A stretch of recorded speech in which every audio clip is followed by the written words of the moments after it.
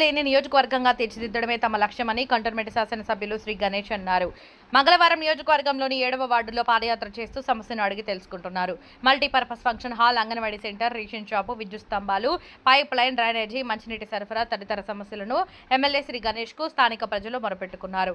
తక్షణమే మీ సమస్యలన్నీ పరిష్కరించే విధంగా అధికారులతో మాట్లాడి సమస్యను పరిష్కరిస్తామని హామీ ఇచ్చారు. తమ సమస్యలను తెలుసుకోవడం కోసం పాదయాత్ర చేస్తూ సమస్యలను అడిగి తెలుసుకుంటున్న ఎమ్మెల్యే శ్రీ గణేష్ గారిని స్థానిక ప్రజలు హర్షం వ్యక్తం చేశారు. ఈ కార్యక్రమంలో కాంగ్రెస్ పార్టీ 7వ వార్డు అధ్యక్షుడు మురళీ ముదిరాజ్, మహిళా నాయకురాలు నాగినేని సరిత, కాంగ్రెస్ పార్టీ నాయకులు, స్థానిక ప్రజలు తదితరులు పాల్గొన్నారు.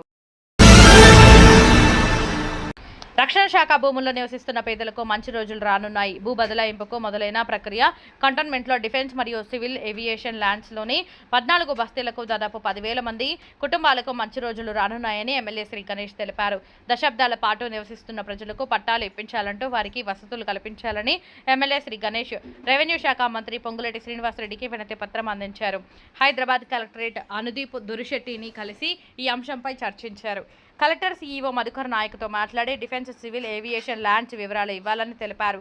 ఈ అంశంలో రాష్ట్ర ప్రభుత్వం, కేంద్ర ప్రభుత్వంతో భూ బదలాయింపు ప్రక్రియ పూర్తి చేస్తే ఎమ్మెల్యే శ్రీ గణేష్ కృషి ఫలించి ఈ భూములలో పేదలకు సొంతింటి కల నెరవేరుతుందని స్థానిక నాయకులు పేర్కొన్నారు.